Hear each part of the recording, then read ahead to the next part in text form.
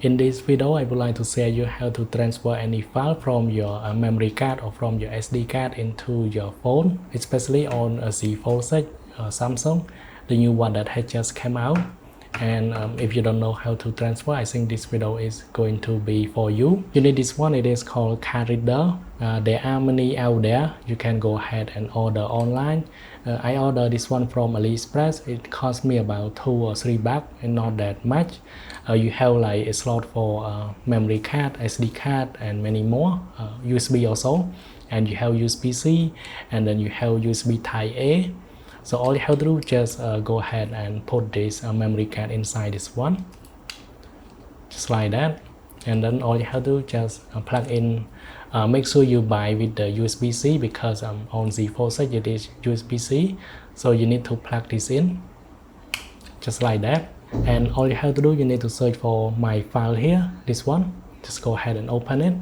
And when you plug in, you're gonna find there are two options. The first one, it is internal storage, which is your phone storage, and you have this one, so USB storage from memory card. So if I unplug it, you're gonna see that it is disappear.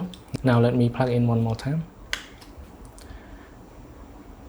and now it is reappear. So just go ahead and go here, and if you want to transfer anything, just go ahead and select on that one and select on this one. Let me transfer this one, hold on it, and you have two options where you can move or copy.